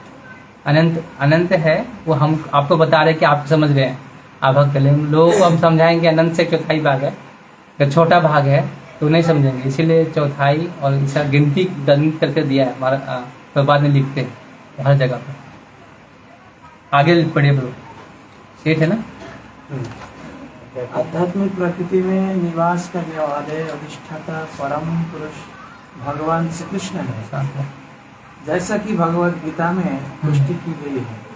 केवल अनन्य भक्ति द्वारा ही भगवान तक पहुंचा जा सकता है, ज्ञान योग या कर्म की विधियों द्वारा नहीं।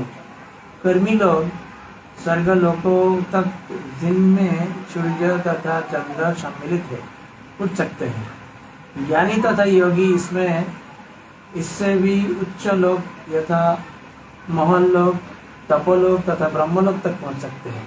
किंतु भक्ति द्वारा जब वे और अधिक योग्य हो जाते हैं, तो उन्हें अपनी अपनी योग्यताओं के अनुसार आध्यात्मिक प्रकृति में या तो आध्यात्मिक आकाश के प्रदीप्त विश्व परिवेश में या वैकुंठ लोकों में प्रवेश करने दिया जाता है।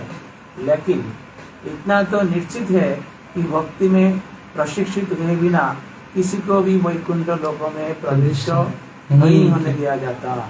इसमें अभी किसके बारे में बता रहे, कर्मी, और इसके बारे में बता रहे हैं कि कर्मी और ज्ञानी के बारे में। तो कर्मी और ज्ञानी लोग चाहेंगे कि हम जा सके, वो सिर्फ उच्चतर लोग जा सकते हैं, जैसे महर लोक है। जो ज्ञानी लोग जैसे तो तपस्वी होते हैं ना, महर लोक आता है, तपोलोक और ब्रह्म लोक के और जा सकते हैं। लेकिन वो चाहेंगे कि हम अध्यात्म जगत जा सके, भगवान के धाम, तो नहीं जा सकते। मैं बता, कर्मी योगी सिर्फ भक्ति योगी से लोग ही जा सकते हैं भगवान के धाम। तो ये बता ना कि प्रवेश नहीं है। कर्मी योगी जो भी चाहते हैं, कर्म योग जो लोग बोलते हैं ना, कर्म ही पूजा है, ऐसा बोलते हैं ना, ऐसा बोलते हैं, कर्म ही पूजा है, ऐसा बोलते हैं। ज्ञानी लोग बोलते हैं कि हमको ज्ञान प्राप्त करके भगवान को जानना है।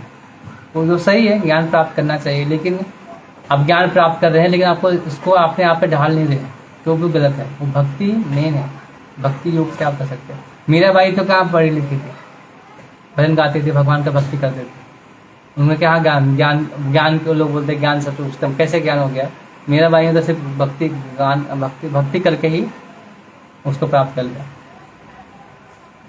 तुकाराम महाराज जो भगवान गाते थे, एक सखूबाई करके एक स्टोरी है महाराष्ट्र में बहुत प्रचलित है, प्रभु जी बहुत बात रिपीट करते हैं उनकी भक्ति में। उनके सखूबाई एक उनके जो सास थी उनको बहुत पीटती थी और बहुत सेवा देते थे, कुछ भी बैठने नहीं देती थी। मतलब अगर कुछ काम है तो कुछ ना कुछ काम देते रहते थे। जैसे कपड़ा अगर साफ करना है, कपड़ा वगैरह, तो अगर कुछ काम नहीं है तो कपड़ा को भिंगाते थे, फिर सुखाने के लिए बोलते थे, उसको साफ करने के लिए बोलते थे। ऐसा वो कराते रहते, हमेशा काम करते थे। एक बार जो पंढरपुर में यात्रा निकलता है ना, पंढरपुर यात्रा जाता है 4 दिन के लिए, सब लोग जाते हैं, उनको जाने का मन था तो वो चली जाती है, तो भगवान उनके रूप में आके उनके घर में जाके सेवा करते रहते, सखूबाई के रूप में।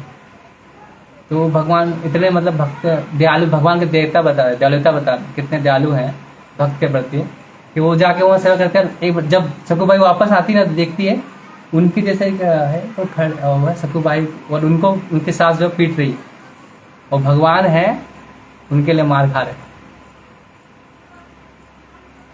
तो भगवान इतने दयावान है, मतलब भगवान इतने दयालु हैं कि आपके लिए वो कुछ भी, सारथी बनने के लिए तैयार है। सारथी को पता है ना कि जब कोई जो पैर से डायरेक्शन देना पड़ता है, तो वो भी बनने को तैयार है वो। तो हम लोग कैसे ऐसा करते हैं? भगवान है, तो भगवान बोलते हैं ना कि कितने निष्ठुर हैं कि हमारे पर ध्यान नहीं देते। भगवान तो बाहें फैला के खड़े हैं, आपके आने का इंतजार कर रहे हैं, हम ही नहीं जा रहे उसके पास। हमको जैसे होता है ना कि एक खिलौना, उसी में खेलने का प्रयास कर रहे हैं। एक रेत का जगह है, वहाँ पे हम लोग घर बनाए हैं, हम उसी में पूरा बिजी हैं। नहीं पता कि समुद्र का लहर आएगा और वापस फिर वो घर को ढहा के जाएगा। तो काल का प्रभाव, काल एक बार जाता है लेके जाता है आपको। हमको किसके ओर देखना है? भगवान की ओर देखना। तो वो चीज़ बहुत जरूरी है। भगवान बहुत दयावान है, आप अगर एक कदम लोगे तो 1000 कदम लेते हैं आपकी ओर। तो वो आपको शरणागति चाहिए, कृष्णा की कभी शरणागति तब अमृता प्राप्त कर सकते। आगे बढ़ेंगे। भौतिक लोकों में ब्रह्मा से लेकर चीटी तक सारे प्राणी भौतिक प्रकृति प्रभुत्व जमाने का प्रयास करते हैं, और यही भवरोग है। जब तक यह भवरोग रहता है तब तक प्रत्येक जीव को शरीर परिवर्तन की प्रक्रिया में से गुजरना पड़ता है, चाहे वह मनुष्य का रूप प्राप्त करे या देवता अथवा पशु का। उसे 2 प्रलयों, ब्रह्मा की रात्रि की प्रलय तथा ब्रह्मा के जीवन के अंत की प्रलय के बीच की अव्यक्त अवस्था सहन करनी पड़ती है।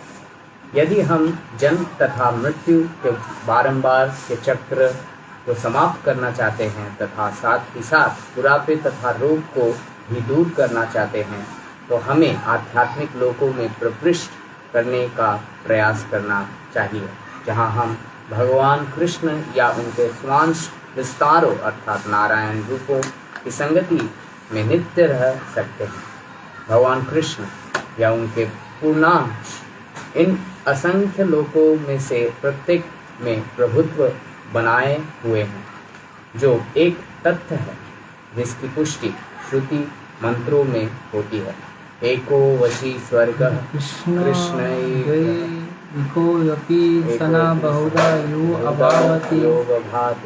गोपाल तापने उपनिषद में उनका कहा गया है, फर्स्ट कैंटो 3 अध्याय और 21वां या 21वां गोपाल तापने उपनिषद, अथर्व शायद अथर्ववेद में आता है।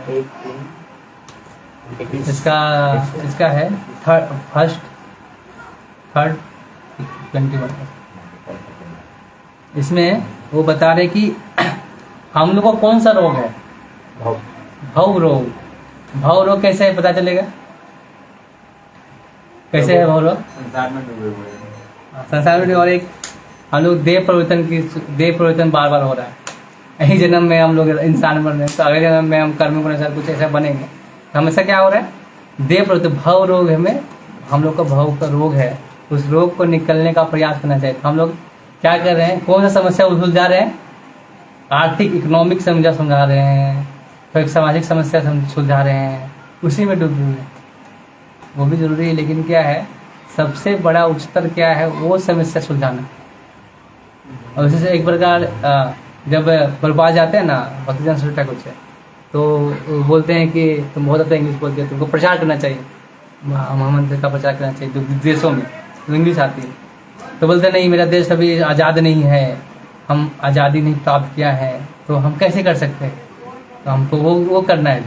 तो बोला कि ये सब तो चलता रहे, जो मेन जो समस्या है वो जन्म मृत्यु जरा व्याधि, इस जो हमारा जो शाश्वत आज़ादी है उसके लिए तुमको काम करना है। ये आज़ादी तो आज तुम इंडियन हो, कल ऑस्ट्रेलियन भी हो सकते हो, कल अमेरिकन भी बन सकते हो, तो वो अलग आज़ादी है, उसके आज़ादी के लिए लड़ते हैं लोग, लेकिन जो शाश्वत आज़ादी है उसके लिए कौन लड़ रहा है, इसीलिए उनको बोलते हैं कि जाके प्रचार करने के लिए ऐसा। तो इसमें अलग अलग जैसे बोले ना कर, चींटी से लेके ब्रह्मा जी का सबका आयु क्या है, 100 वर्ष का ही है। वो लग रहा है कि ब्रह्मा का सब बहुत आयु है, चींटी और आयु ब्रह्मा जी का लगभग एक ही आयु, जैसे हमारा भी 100 वर्ष का लगता है वैसे। तो हमको सापेक्ष में देखते हैं, जब चींटी का है तो वो लगता है कम है, उसका भी वही है, 100 वर्ष का ही लग रहा है उसका टाइम के अनुसार।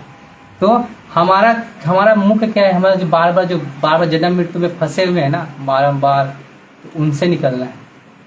और जैसे अलग अलग जगह पे हम जाएंगे, असंख्य लोक में अलग अलग जो भगवान के विस्तार रूप में लोग देवताएं फैले हुए हैं, जहाँ भी जा सकते।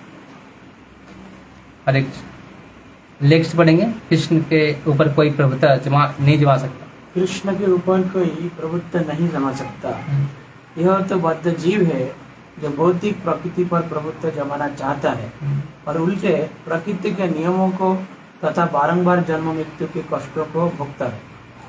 भगवान यहाँ पर धर्म की पुनर्स्थापना करने के लिए आते हैं और मूल सिद्धांत तो यह है कि उनकी शरण में जाने के लिए मनोभाव को विकसित करना होता है। भगवत गीता में भगवान का यही अंतिम आदेश है, सर्वधर्मान परित्याज्य मामेकं शरणं व्रज। उन सभी धर्मों को त्याग कर मात्र मेरी शरण में आओ। लेकिन मूर्खों ने इस मूल शिक्षा की गलत व्याख्या करके जनता को विभिन्न प्रकार से पथभ्रष्ट किया है। लोगों को मूल शिक्षा की गलत व्याख्या करके जनता को मदद किया। लोगों को अस्पताल खोलने के लिए तो प्रेरित किया गया है, किंतु भक्ति द्वारा वैकुंठ जाने के लिए अपने आप को शिक्षित करने के लिए नहीं बताया गया। उन्हें अस्थायी राहत कार्य में ही रुचि लेने की शिक्षा दी गई है, जिससे जीव को कभी भी वास्तविक सुख नहीं मिल सकता।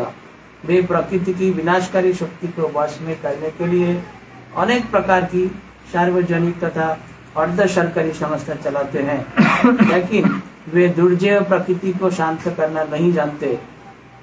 अनेक लोगों को भगवत गीता का महान पंडित प्रचारित किया जाता है, लेकिन वे गीता के उस संदेश पर ध्यान नहीं देते जिससे भौतिक प्रकृति को शांत किया जा सकता है। शक्तिशाली प्रकृति को भगवत चेतना जागृत करके ही शांत किया जा सकता है, जैसे कि भगवत गीता में स्पष्ट इंगित हुआ है। दूसरा सेकेंड अटेम्प्ट जो फेल्ड अटेम्प्ट बोलते हैं, फर्स्ट फेल्ड अटेम्प्ट था जो हमने पहला वर्णन पढ़ा, जो फर्स्ट का जो पहला वर्णन पढ़ा था ना, कि अटेम्प्ट कर रहे थे कि हमें जन्म मृत्यु से बचने के लिए रॉकेट वगैरह जो दवाई का। तो दूसरा है सोशल सर्विस के रूप में चाहते हैं कि सेवा, समाज सेवा। क्या बोलते हैं, अस्पताल खोलिए। मंदिर क्यों बना रहे हैं, मंदिर बनाने से क्या होगा, अस्पताल खोलिए। यानी अस्पताल के आड़ में क्या होता है सब कुछ जानते हैं, और ये सब कुछ हो रहा है। अस्पताल बना के अस्पताल के आड़ में अस्पताल लोगों को कहाँ लेटाया जा रहा है। तो ये सोशल सर्विस चल रहा है अंदर ही अंदर, सबको देख रहे हैं, सब ऊपर वाले लोग हैं जो कर रहे हैं, उसमें ज़्यादा नहीं जाएंगे हम।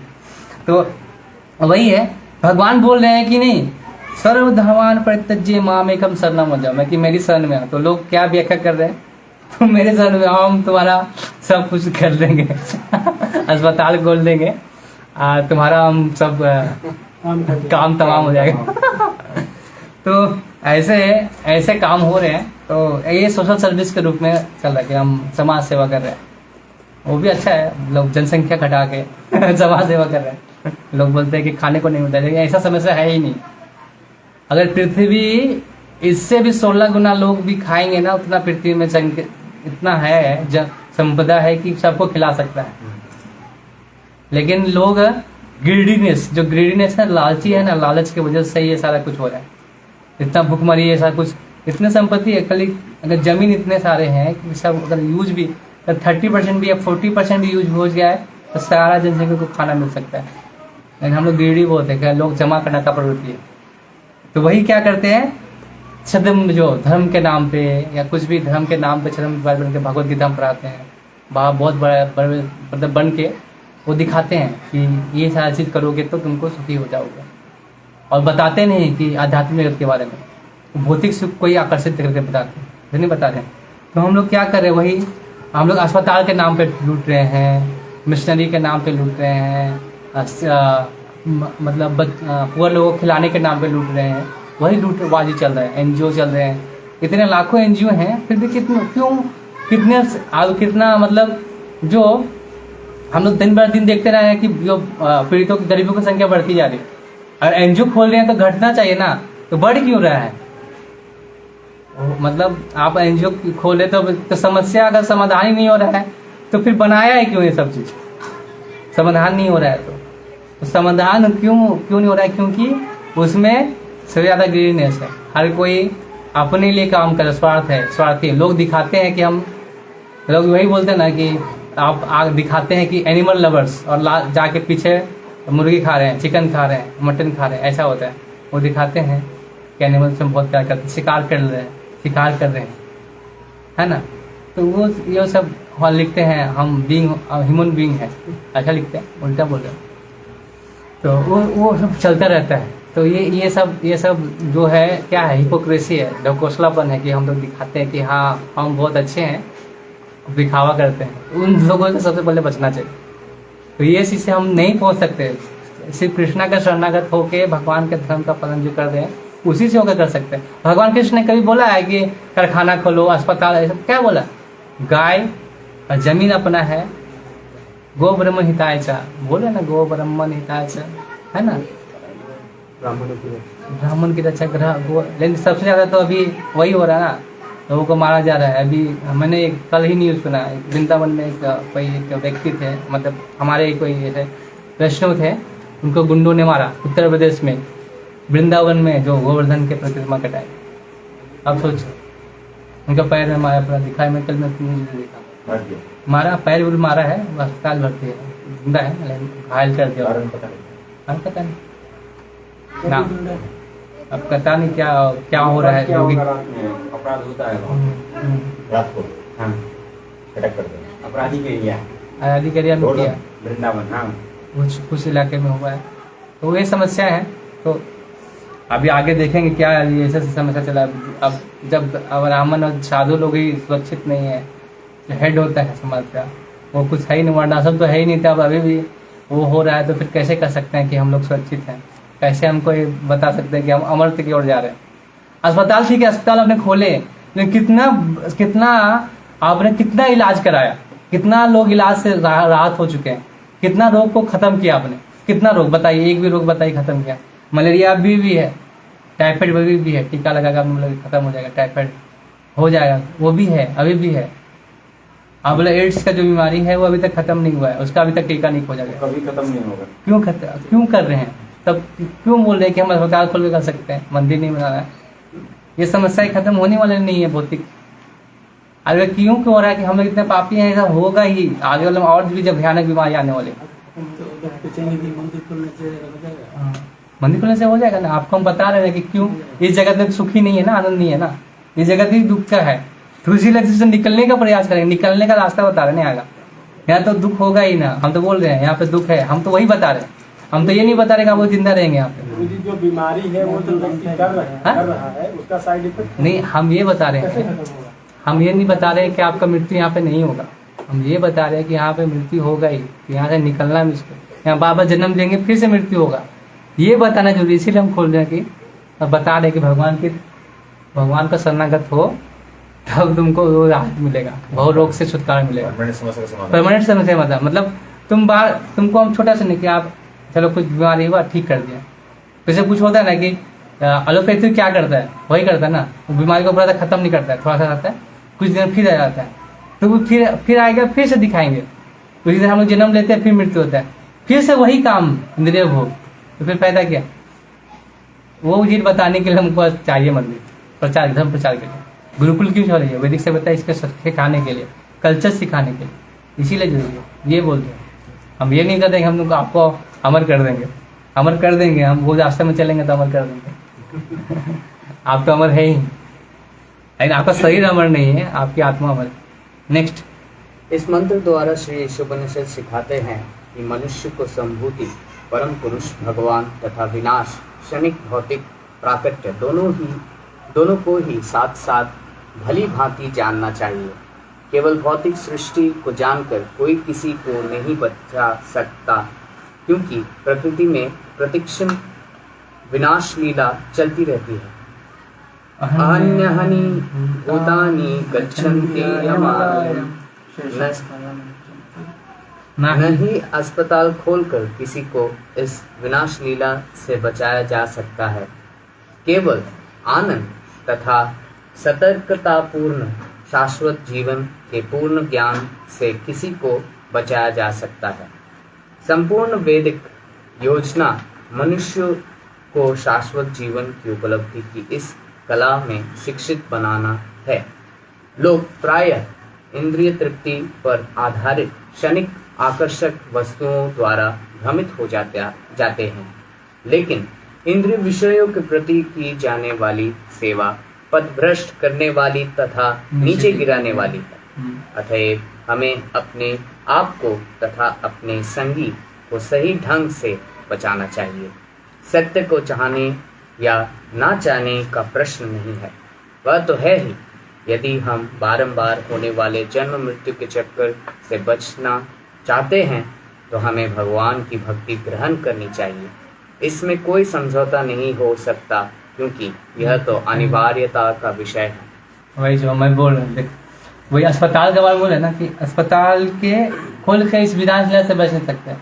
आप देखो बहुत सारे मतलब मेडिकल में बोले ना, हम लोगों ने बहुत सारा डेवलपमेंट किया, लेकिन क्या हम लोग कितने लोगों को मौत से बचा रहे हैं? लोग जब इसका माइकल जैक्सन के बारे में कि उन्होंने पूरा अपना रूम को ही अस्पताल बना लिया था, डोनर रखे थे, सब कुछ रखा था, लेकिन उतना होने के बाद तुरंत हार्ट अटैक आया और मर गया। वो क्या काम आया अस्पताल का सब कुछ? आपके पास तो उनके पास तो सब कुछ था। अब तो हम बोल रहे ना कि अस्पताल, आप तो बोले असर होना चाहिए, सब कुछ हो जाएगा, उसको क्यों नहीं बचा पाए आप? तो मृत्यु होनी ही है। आप कोशिश कर सकते हैं और कोशिश भी करना चाहिए, एक तरह से कोशिश भी करना चाहिए कि बचाने का, लेकिन अस्पताल भी ज़रूरी है। लेकिन आपको ज्ञान होना चाहिए कि ये जो शरीर है वो अमर नहीं है, मृत्यु निश्चित है, वो जानना चाहिए। तो वो चीज़ बताने के लिए हम बता रहे हैं। हम ये नहीं बता रहे हैं कि हम अस्पताल ना खोले, ऐसा नहीं बोले, लेकिन अस्पताल के साथ ये ज्ञान होना चाहिए हमें, भौतिक ज्ञान के साथ। इसीलिए बोला संभूति और असंभूति दोनों का ज्ञान, इसलिए बता रहे हैं दोनों का ज्ञान होना चाहिए कि ये भौतिक जगत में सारे दुख है तो क्या करना चाहिए? अब इसको निकलने का प्रयास करना चाहिए, उसी में हटना है, उससे उलझो नहीं। किससे उलझो? आध्यात्मिक जगत में जो चीजें हैं उससे उलझो। वही बता रहे सही तरीका क्या है इस जगत से निकलने का। वो क्या है? जन्म मृत्यु के चक्कर से बचने का एक ही तरीका है भक्ति में सेवा। हाँ, भगवान की सेवा करो, और ये सबसे अनिवार्य विषय, नेसेसिटी, जो कोई यूनिवर्सिटी, कोई स्कूल, कोई नहीं बता रहा है आपको। तो वहाँ जाके पढ़ना चाहिए उसके बारे में कि भगवान क्या बोल रहे हैं, भगवान कहाँ से निकलने बोल रहे हैं। अस्पताल बनाओ, ये भी मना है, अस्पताल बनाओ, लेकिन किस लिए बनाओ ये जरूरी है। आप भगवान नहीं बन सकते हो, आपको बताना ही पड़ेगा। लोग बोलते हैं डॉक्टर भगवान, ठीक है, एक तरह से भगवान ही है, लेकिन एक है कि वो कुछ एक हद तक कर सकते हैं, लेकिन पूरा रस नहीं कर सकते। तो हमें भी गुरुकुल चाहिए वैदिक सभ्यता सिखाने के लिए, वैदिक संस्कृति को सिखाने के लिए हमको चाहिए ना। कैसे समझेंगे बच्चों को, कैसे समझाएंगे, है ना? सभ्यता को समझा, संस्कृति को समझाएंगे। हरे कृष्ण। तो किसी का क्वेश्चन देखिए, हो गया। हरे कृष्णा। प्रभुपाद की जय, उपनिषद की जय, समेत भक्त की जय, प्रभु की जय।